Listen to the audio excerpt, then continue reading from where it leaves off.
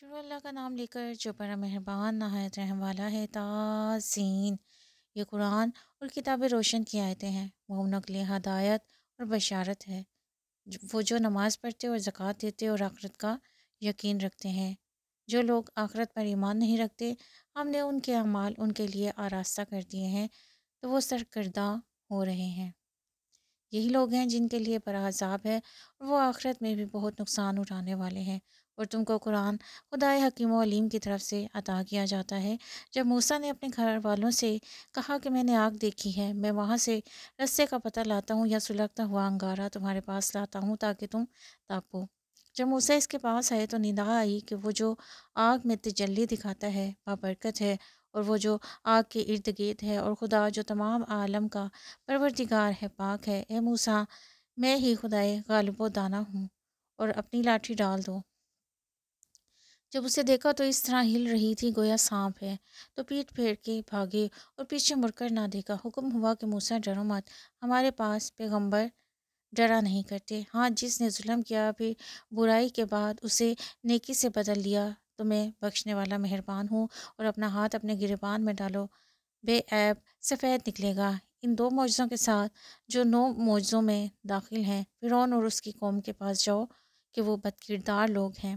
جب ان کے پاس ہماری روشن نشانیاں پہنچیں تو کہنے لگے یہ سری جادو ہے، اور بے انصافی اور غرور سے ان سے انکار کیا، لیکن ان کے دل ان کو مان چکے تھے۔ سو یہ دیکھ لو کہ فساد کرنے والوں کا انجام کیسا ہوا۔ اور ہم نے داؤد اور سلیمان کو علم بخشا، اور انہوں نے کہا کہ خدا کا شکر ہے جس نے ہمیں بہت سے مومن بندوں پر فضیلت دی۔ اور سلیمان داؤد کے قائم مقام ہوئے اور کہنے لگے کہ لوگوں، ہمیں خدا کی طرف سے جانوروں کی بولی سکھائی گئی ہے اور ہر چیز عنایت فرمائی گئی ہے۔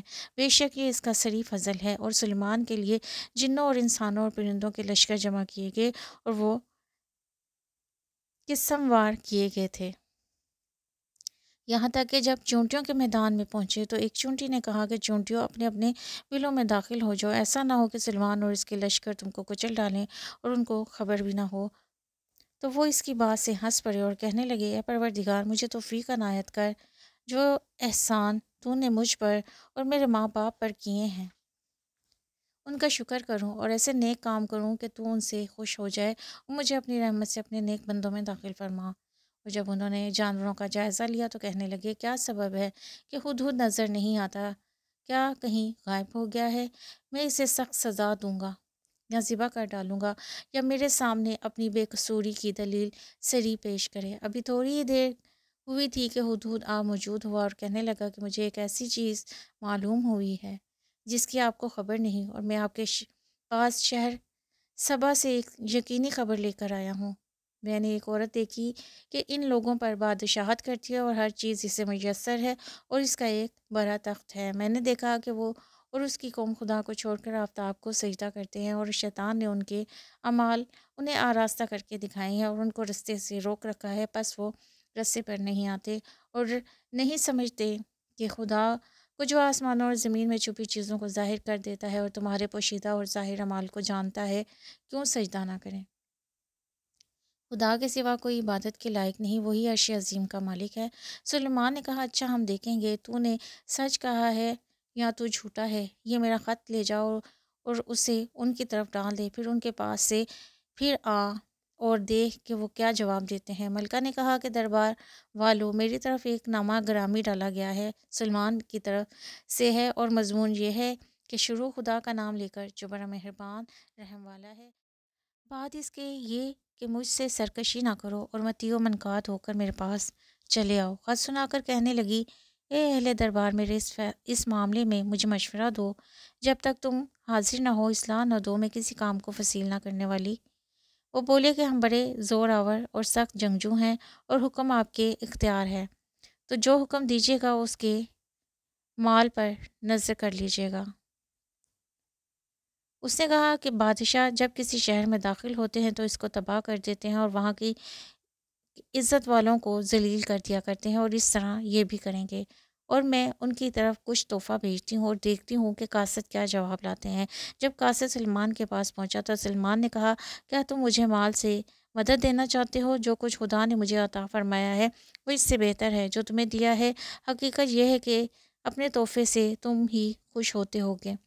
ان کے پاس واپس جاؤ، ہم ان پر ایسے لشکر لے کر حملہ کریں گے جن کے مقابلے کی ان میں طاقت نہ ہوگی، اور ان کو وہاں سے بے عزت کر کے نکال دیں گے اور وہ ذلیل ہوں گے۔ سلمان نے کہا، اے دربار والوں، کوئی تم میں ایسا ہے کہ قبل اس کے کہ وہ لوگ فرما بردار ہو کر ہمارے پاس آئے ملکہ کا تخت میرے پاس لے آئے؟ جنات میں سے ایک کبھی ہیکل جن نے کہا، قبل اس کے کہ آپ اپنی جگہ سے اٹھیں میں اس کو آپ کے پاس لا حاضر کرتا ہوں، اور مجھے اس پر قدرت بھی ہے حاصل ہے اور میں امانت دار بھی ہوں۔ ایک شخص جس کو کتاب الہی کا علم تھا کہنے لگا کہ میں آپ کی آنکھ جھپکنے سے پہلے اسے آپ کے پاس حاضر کیا دیتا ہوں۔ جب سلمان نے تخت کو اپنے پاس رکھا ہوا دیکھا تو کہا کہ یہ میرے پروردگار کا فضل ہے تاکہ مجھے آزمائے کہ میں شکر کرتا ہوں یا کفران نعمت کرتا ہوں۔ جو شکر کرتا ہے تو اپنے ہی فائدے کے لیے شکر کرتا ہے، اور جو ناشکری کرتا ہے تو میرا پروردگار بے پرواہ اور کرم کرنے والا ہے۔ سلمان نے کہا، ملکہ کے امتحان نے عقل کے لیے اس کے تخت کی صورت بدل دو، دیکھیں کہ وہ سوج رکھتی ہے یا ان لوگوں میں سے ہے جو سوج نہیں رکھتے۔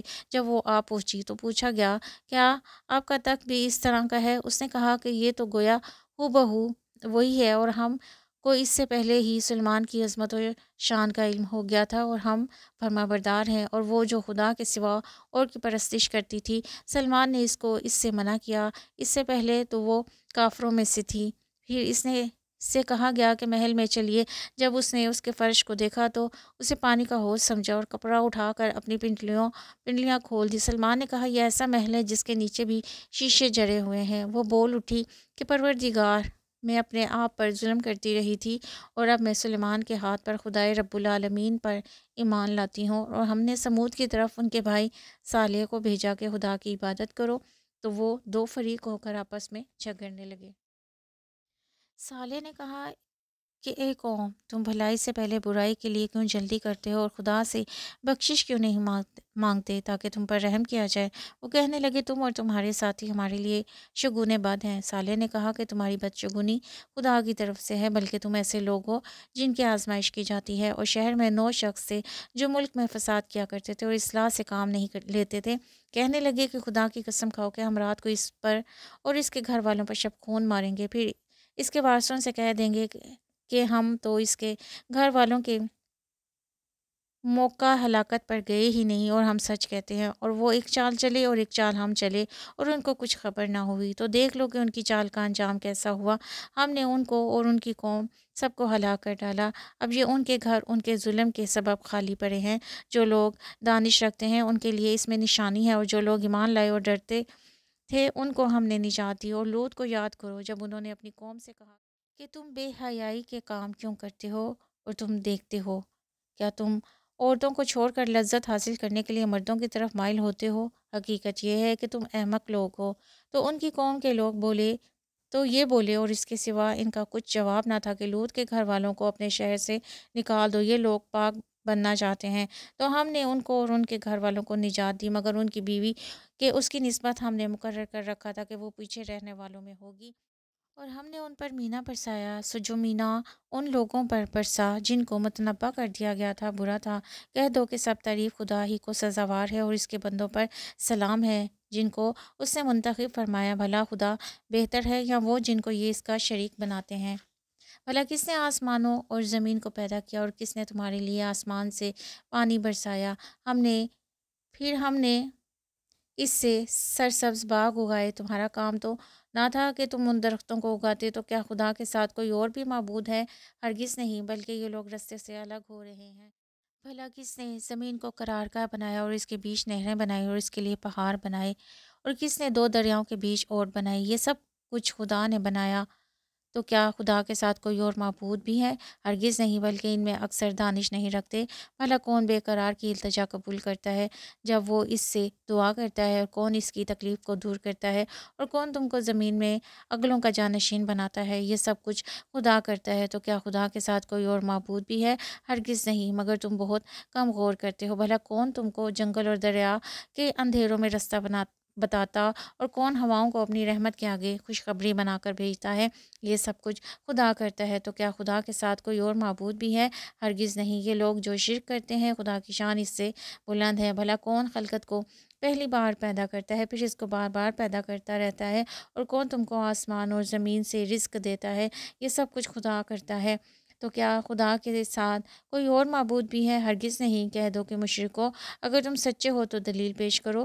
کہہ دو جو لوگ آسمانوں اور زمین میں ہیں خدا کے سوا غیب کی باتیں نہیں جانتے، اور نہ یہ جانتے ہیں کہ کب زندہ کر کے اٹھائے جائیں گے، بلکہ آخرت کے بارے میں ان کا علم منتہا ہو چکا ہے، بلکہ وہ اس سے شک میں ہیں، بلکہ اس سے اندھے ہو رہے ہیں۔ اور جو لوگ کافر کہتے ہیں جب ہم اور ہمارے باپ دادا مٹی ہو جائیں گے تو کیا ہم پھر قبروں سے نکالے جائیں گے؟ یہ وعدہ ہم سے اور ہمارے باپ دادا سے پہلے سے ہوتا چلا آیا ہے۔ کہاں کا اٹھنا اور کیسی قیامت، یہ تو صرف پہلے لوگوں کی کہانیاں ہیں۔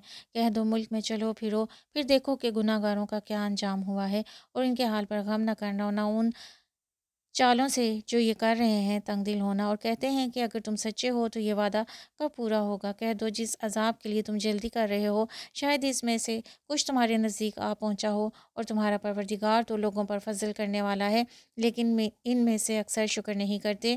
اور جو باتیں ان کے سینوں میں پوشیدہ ہوتی ہیں اور جو کام وہ ظاہر کرتے ہیں، تمہارا پروردگار ان سب کو جانتا ہے، اور آسمان اور زمین میں کوئی پوشیدہ چیز نہیں مگر وہ کتاب روشن میں لکھی ہوئی ہے۔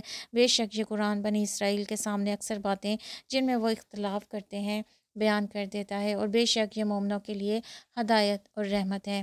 تمہارا پروردگار قیامت کے روز ان میں اپنے حکم سے فیصلہ کر دے گا، اور وہ غالب اور علم والا ہے۔ تو خدا پر بھروسہ رکھو، تم تو حق کے سری پر ہو۔ کچھ شک نہیں کہ تم مردوں کو بات نہیں سنا سکتے، اور نہ بہروں کو جبکہ وہ پیٹ پھیر کر پھر جائیں آواز سنا سکتے ہو، اور نہ اندھوں کو گمراہی سے نکال کر رستہ دکھا سکتے ہو۔ تم تو انہی کو سنا سکتے ہو جو ہماری آیتوں پر ایمان لاتے ہیں اور وہ فرما بردار ہو جاتے ہیں، اور جب ان کے بارے میں عذاب کا وعدہ پورا ہوگا تو ہم ان کے لیے زمین میں سے ایک جانور نکالیں گے جو ان سے بیان کر دے گا، اس لیے کہ لوگ ہماری آیتوں پر ایمان نہیں لاتے تھے۔ اور جس روز ہم ہر امت میں سے اس گروہ کو جمع کریں گے جو ہماری آیتوں کی تکذیب کرتے تھے، تو ان کی جماعت بندی کی جائے گی، یہاں تک کہ جب سب آ جائیں گے تو خدا فرمائے گا کیا تم نے میری آیتوں کو جھٹلا دیا تھا، اور تم نے اپنے علم سے ان پر احاطہ تو کیا ہی نہ تھا؟ بھلا تم کیا کرتے تھے؟ اور ان کے ظلم کے سبب ان کے حق میں وعدہ عذاب پورا ہو کر رہے گا، تو وہ بول بھی نہ سکیں گے۔ کیا انہوں نے نہیں دیکھا کہ ہم نے رات کو اس لیے بنایا کہ اس میں آرام کریں، اور دن کو روشن بنایا کہ اس میں کام کریں؟ بے شک اس میں مومن لوگوں کے لیے نشانیاں، اور جس روز سور پھونکا جائے گا تو جو لوگ آسمانوں اور زمین میں ہیں سب گھبرا اٹھیں گے مگر وہ جسے خدا چاہے، اور سب اس کے پاس عاجز ہو کر چلے آئیں گے۔ اور تم پہاڑوں کو دیکھتے ہو تو خیال کرتے ہو کہ اپنی جگہ پر کھڑے ہیں، مگر وہ اس روز اس طرح اڑتے پھریں گے جیسے بادل۔ یہ خدا کی کاریگری ہے جس نے ہر چیز کو مضبوط بنایا، بے شک وہ تمہارے سب افعال سے باخبر ہے۔ جو شخص نیکی لے کر آئے گا تو اس کے لیے اس سے بہتر بدلہ تیار ہے، اور ایسے لوگ اس روز گھبراہٹ سے بے خوف ہوں گے، اور جو برائی لے کر آئے گا تو ایسے لوگ اوندھے منہ دوزخ میں ڈال دیے جائیں گے۔ تم کو تو انہی اعمال کا بدلہ ملے گا جو تم کرتے رہے ہو۔ کہہ دو مجھ کو یہی ارشاد ہوا ہے کہ اس شہر مکہ کے مالک کی عبادت کروں جس نے اس کو محترم اور مقام ادب بنایا ہے، اور سب چیز اسی کی ہے، اور یہ بھی حکم ہوا ہے کہ اس کا حکم بردار رہوں، اور یہ بھی کہ قرآن پڑھا کروں۔ تو جو شخص راہ راست اختیار کرے گا تو اپنے ہی فائدے کے لیے اختیار کرتا ہے، اور جو گمراہ رہتا ہے تو کہہ دو میں تو صرف نصیحت کرنے والا ہوں، اور کہو کہ خدا کا شکر ہے وہ تم کو عن قریب اپنی نشانیاں دکھائے گا تو تم ان کو پہچان لوگے، اور جو کام تم کرتے ہو تمہارا پروردگار ان سے بے خبر نہیں ہے۔